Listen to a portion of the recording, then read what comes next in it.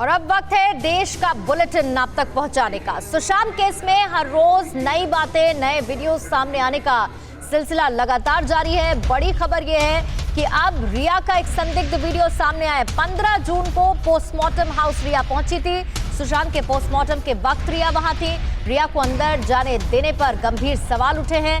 Cooper अस्पताल के प्रबंधन पर ये सवाल उठे।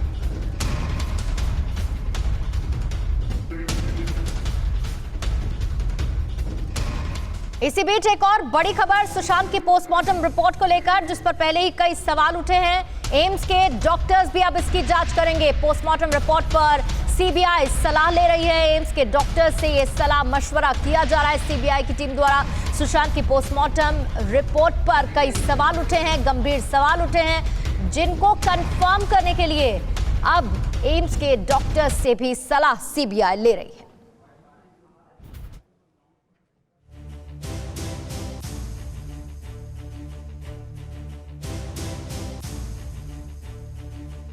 न वो सुशांत की रिश्तेदार थी, न ही उसने इसकी इजाजत ली थी। फिर भी रिया पोस्टमार्टम हाउस में क्यों पहुंची? पोस्टमार्टम हाउस में पहुंचने का रिया का मकसद क्या था? रिया को वहां जाने की इजाजत किसने दी? ये ऐसे सवाल हैं जो रिया को भी संदिग्ध बनाते हैं और पूरी पोस्टमार्टम प्रक्रिया को भी। यही वजह है कि सुशांत की पोस्टमार्टम रिपोर्ट पर गंभीर सवाल हैं। यही वजह है कि सीबीआई ने बगैर और देर किए सुशांत की ऑटोप्सी रिपोर्ट को भी हासिल कर लिया है और कहा जा रहा है कि जांच टीम उन 5 डॉक्टरों से पूछताछ करेगी जिन्होंने सुशांत का पोस्टमार्टम किया था। हद तो ये है कि इसमें मौत के वक्त का जिक्र ही नहीं है। और इसी बीच रिया चक्रवर्ती 15 तारीख को रहस्यमय तरीके से कूपर अस्पताल पहुंची थी। डॉक्टरों से पता लगाया जाएगा कि ऑटोप्सी रिपोर्ट आने से पहले रिया 45 मिनट तक वहां क्या कर रही थी।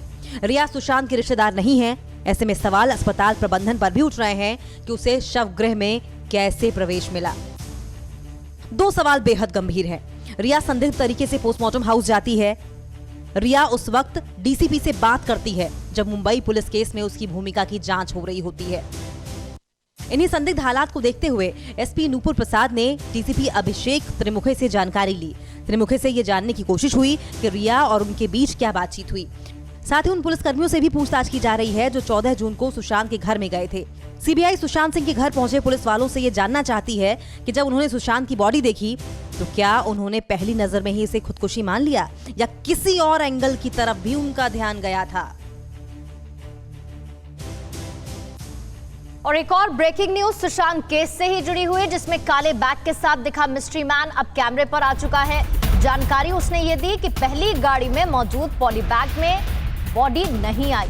बड़े पॉली बैग के साथ मंगाई गई दूसरी एम्बुलेंस, अशफाक उसका नाम है, जिसे मिस्ट्री मैन के तौर पर सोशल मीडिया पर बुलाया जा रहा है। सुशांत की डेड बॉडी ले जाने वाले स्टाफ का यह खुलासा सोशल मीडिया में बताया जा रहा है। मिस्ट्री मैन और डर की वजह से कुछ दिन से ये ड्यूटी पर नहीं जा रहा था, जिसका नाम अशफाक।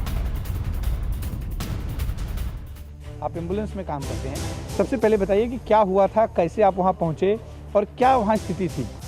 सर, जब पहली बार हम लोग यहाँ से पहुँचे थे गाड़ी लेकर, तो हमारी गाड़ी की जो पहली रेक्सिन थी, तो रेक्सिन मैंने पहले ऊपर लेके चले गया था, तो ट्रॉली उतारने पर तो व्हील ख़राब थी उसकी, तो हम लोग ने ट्रॉली नहीं उतारे, तो मैंने वो पहली गाड़ी की रेक्सिन ऊपर लेके गया, तो वो रेक्सिन में नहीं आ रहे थे उनकी बॉडी, तो हम लोग ने दूसरी गाड़ी कॉल करके बुलाया, तो दूसरी गाड़ी आई ना, तो दूसरी गाड़ी की रेक्सिन हम लोग ने निकाले और वो रेक्सिन है ना, उसमें डाल के फिर उनको नीचे उतार के लेकर आए। फिर लेकर आने के बाद जो पहली गाड़ी की रेक्सिन थी, तो वो गाड़ी में डाल दिया मैंने। उनको लेकर आने के बाद तो मैं भागते भागते, ये रेक्सिन है, देखो ये रेक्सिन है, ये रेक्सिन में हम लोग डाल के लेकर आए थे उनको। तो वो रेक्सिन उधर से छोटी थी ये रेक्सिन, तो ये रेक्सिन में नहीं आ रहे थे, तो ये रेक्सिन हम लोग ने रिटर्न जाके मैंने पहली गाड़ी में रख दिया। तो जो दूसरी गाड़ी की जो वो थी ये स्ट्रेचर, तो हम लोग ने वो गाड़ी में डाल के उनको सीधा कूपर हॉस्पिटल लेके चले गए। अच्छा, ये रेक्सिन ही आप लेके भाग रहे थे? ये कोई प्लास्टिक की थैली जो क्लेम किया जा रहा है वो नहीं है? नहीं सर, ये रेक्सिन ही मैं लेके भागा था और ये रेक्सिन ही मैं लेके गया था। और ये रेक्सिन में ऐसे पकड़ के भाग रहा था। तो दूसरे को लगा कि मैं थैली लेके भाग रहा हूँ। बस सर, मैं ये अभी थोड़ा बहुत बोलना चाहता हूँ, क्या मैं इतना डर गया था सर, क्या कमेंट पे भी मेरे को कुछ बातें हो रही थी मारने की, तो मैंने इतना गौर नहीं किया। बस मेरे दोनों भाई थे, बस मेरे को इतना डरने लगा। तो आप तो एकदम रोने जैसे हो गए यार, आप बहुत डर गए थे उस वक्त भी, मुझे लग रहा है। जी सर, मैं तो बहुत डर गया था सर, मेरी मम्मी पापा भी बहुत डर गए थे। और मुंबई पहुंची सीबीआई की टीम पूरी रफ्तार के साथ काम कर रही है। जांच के पहले ही दिन सीबीआई टीम ने केस से जुड़े जो तमाम चेहरे थे उनकी घेराबंदी की। टीम मुंबई पुलिस से वो सब कुछ हासिल करने की कोशिश में है जिसे अब तक छुपाने के आरोप पुलिस पर लगते रहे। मुंबई पहुंचते ही सीबीआई की टीम शुक्रवार को बगैर देरी किए सक्रिय हो गई। सीबीआई टीम ने सुशांत के हाउस मैनेजर सैमुअल मिरांडा से करीब 5 घंटे पूछताछ की। सीबीआई की टीम ने बांद्रा पुलिस स्टेशन में काफी वक्त बिताया और मुंबई पुलिस से वो सारे राज वाले दस्तावेज इकट्ठा किए जिन्हें छुपाने का आरोप लग रहा था। सबसे पहले सीबीआई की टीम सुशांत के कुक नीरज को पूछताछ के लिए लेकर गई। नीरज से 10 घंटे से भी ज्यादा समय तक पूछताछ हुई। सुशांत की ऑटोप्सी रिपोर्ट और उनके फोन को भी सीबीआई ने अपने कब्जे में ले लिया। कि ये सुसाइड है या अबैटमेंट टू सुसाइड है या मर्डर है, तो ये 2 महीने बाद में कोई नहीं बता सकता है एक्सपर्ट्स के अलावा। सैमुअल मिरांडा से ये पता लगाने की कोशिश हो रही है कि सुशांत के घर 13 और 14 जून को आखिर क्या क्या हुआ। सुशांत के अपार्टमेंट की सीसीटीवी फुटेज फॉरेंसिक टीम को मिल गई है। टीम पता लगाएगी कि फुटेज के साथ कोई छेड़खानी तो नहीं की गई, क्योंकि आरोप है कि सुशांत की मौत से 1 दिन पहले ही सीसीटीवी कैमरे बंद कर दिए गए थे। सीबीआई डीसीपी परमजीत दहिया से भी पूछताछ करेगी। डीसीपी दहिया को सुशांत के जीजा ओपी सिंह ने फरवरी में मैसेज कर बताया था कि सुशांत की जान को खतरा है, लेकिन तब उन्होंने लिखित आरोप न मिलने पर कुछ नहीं किया। जांच चलेगा और ठीक ढंग से चलेगा और मैं उम्मीद करता हूं कि सीबीआई कुछ ठोस डिस्कस पर इस मामले में आ जाएगी। जिन सवालों की सीबीआई को शिद्दत से तलाश है उनमें कुछ सवाल बेहद अहम हैं। मसलन पिछले 6 माह से सुशांत के साथ कौन कौन रह रहा था, सुशांत की लाश सबसे पहले किसने देखी और उसने क्या किया, 14 जून की सुबह और उससे पहले की रात क्या हुआ, क्या 13 जून की रात सुशांत के घर पर कोई पार्टी हुई, सुशांत का दरवाजा खटखटाने की जरूरत क्यों पड़ी, ऐसा क्यों लगा कि कुछ गड़बड़ है, लाश मिलने के बाद सुशांत के कमरे में कौन कौन था और पीसीआर को किसने कॉल किया। तो सीबीआई की तरफ से जांच में तेजी लाई जा रही है और सीबीआई फुल एक्टिव मोड में नजर आ रही है और इसी बाबत मुंबई पुलिस से लगातार वो हर एक चीज को हासिल करने की कोशिश कर रही है जो इस केस में कारगर साबित हो सकता है। लेकिन बड़ा सवाल ये कि जिन चीजों को हासिल करने की कोशिश में सीबीआई है, जिन किरदारों के बारे में जानकारी जुटाने की कोशिश में सीबीआई है, उससे क्या कुछ लीड सीबीआई को मिल सकता है। और इसीलिए हम कह रहे हैं कि जितने किरदार है सवाल उतने ही है। सबसे पहला किरदार आता है रिया चक्रवर्ती का। रिया चक्रवर्ती को लेकर सीबीआई ये जानना चाहेगी कि अगर ये पूरा मामला सुसाइड का नहीं है तो रिया इसमें शामिल हैं या फिर किसी और को बचाने की कोशिश कर रही हैं। रिया के बाद जो अगला कैरेक्टर किरदार सामने आता है वो है शोभिक चक्रवर्ती का, जो कि रिया के भाई हैं। अब सीबीआई ये जानना चाहेगी कि बहन रिया के जरिए सुशांत से क्या किसी तरीके की लेवरेज उठाने की कोशिश शोभिक ने की, किसी तरीके का फायदा उन्होंने लिया। तीसरा किरदार है सिद्धार्थ पिठानी का, जो कि सुशांत का फ्लैटमेट है। सीबीआई सिद्धार्थ से जानना चाहेगी कि एक साथ फ्लैट में रहने के बावजूद सुशांत से जुड़े ऐसे कई बड़े सवाल हैं, कई अहम सवाल हैं जिसको लेकर सिद्धार्थ पिठानी ने अब तक चुप्पी आखिर क्यों साधी हुई है। चौथा किरदार है सैमुअल मिरांडा का, जो कि सुशांत के मैनेजर है। सीबीआई ये जानना चाहेगी कि रिया का ये करीबी और सुशांत का मैनेजर कहीं सुशांत पर नजर रखने के लिए तो नहीं था, कहीं उनके बारे में एक एक जानकारी पर नजर रखने के लिए तो इसको नहीं अपॉइंट किया गया था। फिर है अभिषेक त्रिमुखे, जो कि डीसीपी हैं। अब जांच के बीच में रिया से उनकी फोन पर क्या बात हुई थी, क्योंकि कॉल रिकॉर्ड्स में ये नंबर सामने आए थे, और मुंबई पुलिस आखिर क्या बचाने की कोशिश में है। फिर है दीपेश सावंत, जो कि घर का केयरटेकर है, पूरे घर का ख्याल रखने वाला दीपेश सावंत। रिया का ये मोहरा सिर्फ सुशांत के घर का केयरटेकर था या फिर ये वहां पर कुछ और भी कर रहा था जिसके बारे में सुशांत को जानकारी नहीं थी। फिर है केशव बशनेर, जो कि रसोइया है, कुक है। काफी पूछताछ इनसे भी होनी है, जिसमें सवाल सीबीआई की तरफ से ये कि इसी रसोइये ने आखिर बार क्योंकि सुशांत को जूस दिया था तब क्या किसी तरीके की कोई बातचीत, कोई कॉन्वर्सेशन हुई थी, क्या उसने कुछ सुशांत को देखकर पढ़ने की कोशिश की थी जब वो जूस देने के लिए निकला था।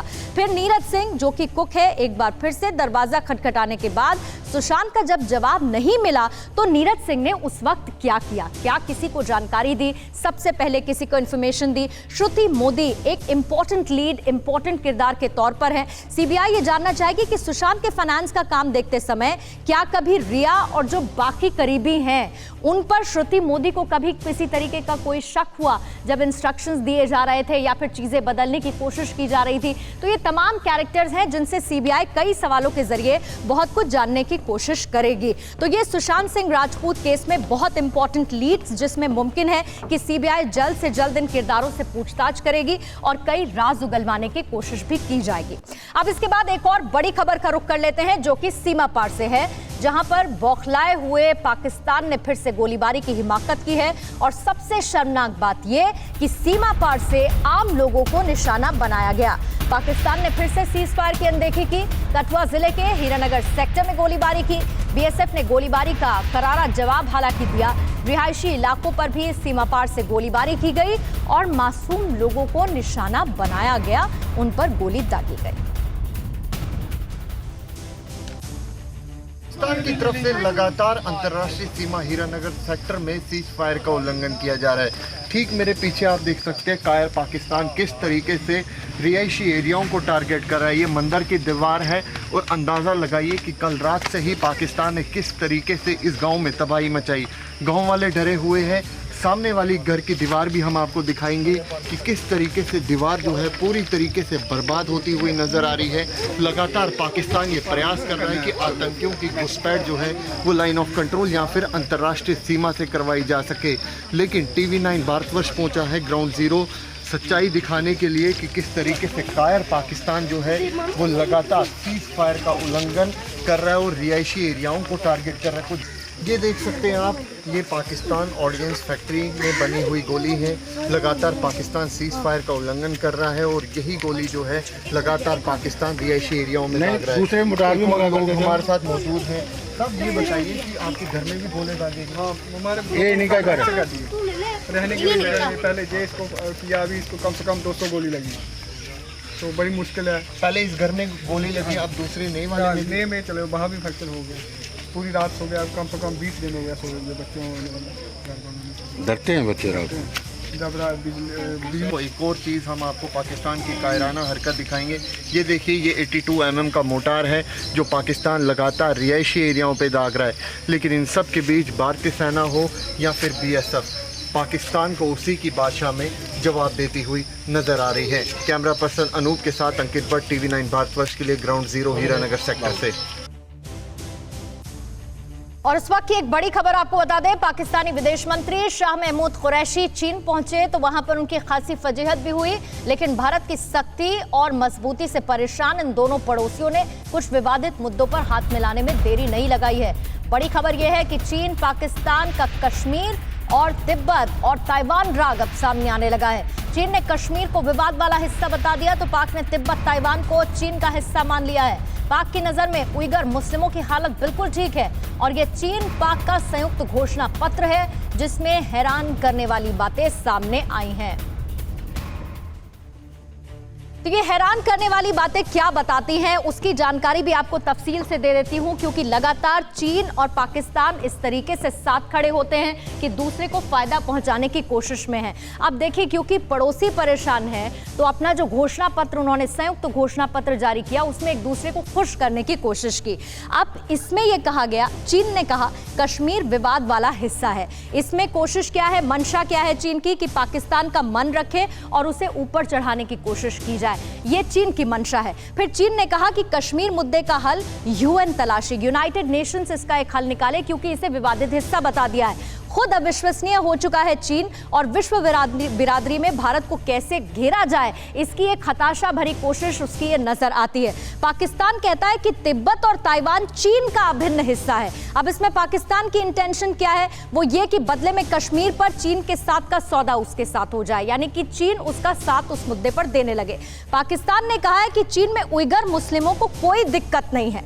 उइगरों की बलि देकर चीन से भीख लेने की कोशिश ये पाकिस्तान की साफ नजर आती है, क्योंकि उइगर मुस्लिमों की हालत क्या है चीन में वो लगातार खबरों के पटल पर हमें देखने को मिलती रहती है। अब चीन पाक संयुक्त घोषणा पत्र आखिर क्यों निकाला गया, उसमें क्या है उसकी जानकारी भी ले लीजिए। पूरी दुनिया में एक्सपोज हो चुके नाकाम पाकिस्तान और बेईमान चीन की दुनिया की आंखों में धूल झोंकने की कोशिश एक संयुक्त घोषणा पत्र के जरिए देखने को मिलती है। इसमें बहुत सारी चीजें शामिल की गई हैं, जैसे कि पाकिस्तान ने कह दिया है साफ तौर पर कि ताइवान और तिब्बत चीन का अभिन्न हिस्सा है। वहीं दूसरी तरफ चीन जो है वो कश्मीर को विवादित हिस्सा बताकर पाकिस्तान को खुश करने की कोशिश में है और ये संयुक्त घोषणा पत्र जारी करते हुए एक दूसरे को साथ देने की मंशा ये दोनों देश दिखाते हुए नजर आते हैं।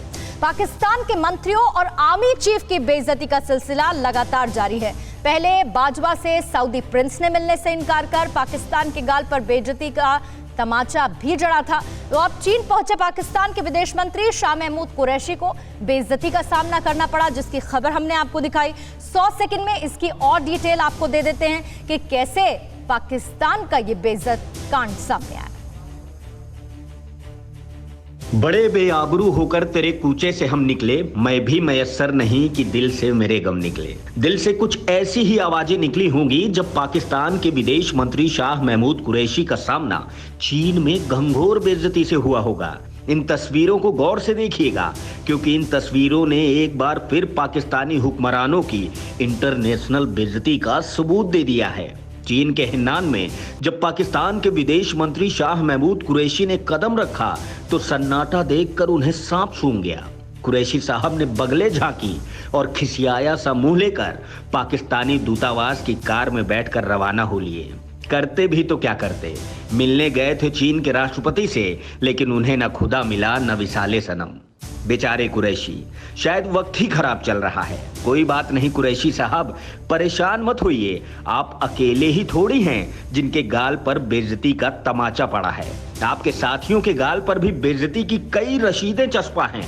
सऊदी अरब से माफी मांगने के लिए जनरल कमर जावेद बाजवा भी तो रियाद पहुंचे थे, लेकिन उनकी कनपटी में क्राउन प्रिंस ने बेइज्जती का ऐसा कंटाप रसीद किया कि पाकिस्तान बैरंग ही लौट आए। कुरैशी साहब, आप परेशान मत होना, बेइज्जती आपकी नहीं हुई, बेइज्जती तो पाकिस्तान की हुई है और पाकिस्तान की बेइज्जती करवाने का रिकॉर्ड तो आपके पीएम साहब के नाम पहले से ही है। आपके मुल्क की इंटरनेशनल बेइज्जती पूरी दुनिया देखती है। फिलहाल जिस कटोरे में सऊदी अरब ने खैरात डालनी बंद कर दी है, उस कटोरे को चीन से उम्मीदें बड़ी हैं। बेइज्जती का क्या, बेइज्जती का डर तो उन्हें होता है जिनकी इज्जत होती है। तमाम मुश्किलों के बाद भी भारतीय सुरक्षा बल सीमा पर दुश्मन देश को तगड़ा जवाब देते रहे हैं, लेकिन अब वो वक्त आ चुका है जब सुरक्षा बलों को होने वाली मुश्किलें भी खत्म होने वाली हैं, क्योंकि कश्मीर से लद्दाख तक बनने वाली एक लंबी सुरंग जो कि विपरीत हालात में भी दुश्मनों के छक्के छुड़ा देगी। 100 सेकंड में ये रिपोर्ट आप देखिए।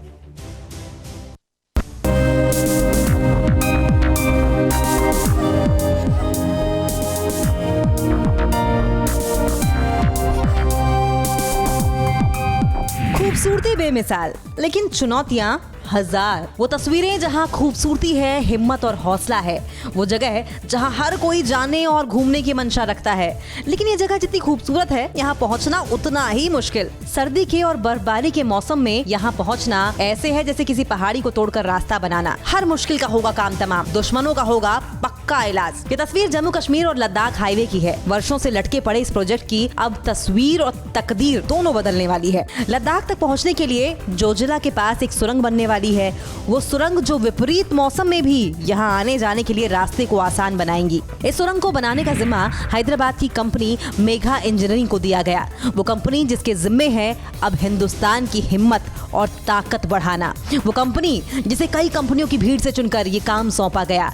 इस 14.2 किलोमीटर तक बनने वाली सुरंग को बनाने में 4,500 करोड़ से ज्यादा की लागत आएगी। जम्मू कश्मीर से लेह तक बनने वाले इस प्रोजेक्ट को 2 भागों में बांटा गया है।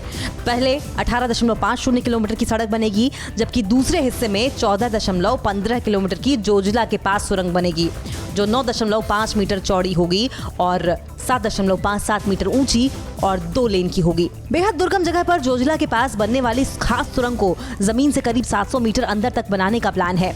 आप अंदाजा लगा सकते हैं कि ये काम कितना मुश्किल भरा है। इस प्रोजेक्ट को पूरा करने में 72 महीने का वक्त लगेगा, लेकिन इसके पूरा होने के बाद हिंदुस्तान की ताकत कई गुना बढ़ जाएगी। देश में आसमान से ऐसी आफत आई कि पहाड़ से लेकर मैदानी इलाकों तक तबाही और बर्बादी का मंजर नजर आया। बाढ़ का कहर ऐसा कि खेत खलिहान, घर आंगन सब कुछ बाढ़ की आगोश में है। 100 सेकंड में बाढ़ से तबाही की ये रिपोर्ट आप देखिए। आसमान से आई आफत का खौफनाक मंजर देखिए। भीषण बाढ़ का ऐसा कहर जिसे देखकर कोई भी सहम जाए। ये तस्वीरें उत्तराखंड के रामनगर रानीखेत के नेशनल हाईवे 30 की हैं, जहां तक नजर जाती है सिर्फ पानी ही पानी नजर आता है। भीषण पानी का सैलाब ऐसा कि इंसानी जान खतरे में है और कार सैलाब में बहती चली गई। कार सवार ने किसी तरह अपनी जान तो बचा ली, लेकिन वो सैलाब के आगे हार गया और दिल जान से प्यारी अपनी कार नहीं बचा पाया। देखते ही देखते सफेद कार सैलाब के साथ बह गई। सूबा बदला, शहर बदला, लेकिन तस्वीर वही, खौफ वही, तांडव वही। आसमान से आई आफत जमीन पर सैलाब बनकर बह रही है। इंसानी जान खौफजदा है। घर और आंगन भीषण बाढ़ के आगोश में हैं। पानी का ऐसा तेज बहाव कि घर और आंगन के साथ इंसान भी पानी में बह जाए। हिमाचल प्रदेश के कुल्लू की ये निचले इलाके की तस्वीरें हैं। आसमान से आई आफत की एक और तस्वीर देखिए। लगातार बारिश के बाद नदियां उफान पर हैं। नाले नदियां बन गई हैं। कई जगहों पर नदियों का पानी पुल के ऊपर बह रहा है। बावजूद इसके लोग पुल पार करने की लापरवाही से बाज नहीं आ रहे। नतीजा तेज धार में बहते इस ऑटो को देखिए। महज कुछ ही मिनटों में ड्राइवर ऑटो के साथ बह गया। लाख कोशिशों के बाद भी बहते ऑटो और ड्राइवर को लोग बचा नहीं पाए। आसमानी आफत का हाल ये है कि महानगर भी इससे अछूते नहीं हैं। कोलकाता शहर भी आसमान से बरसती आफत में डूबा हुआ है। तस्वीर कोलकाता के बॉडीगार्ड पुलिस लाइन की है, जान आफत में है और लोगों का जनजीवन अस्त व्यस्त। परवाह देश की, सोमवार से शुक्रवार रात 10 बजे TV9 भारतवर्ष पर।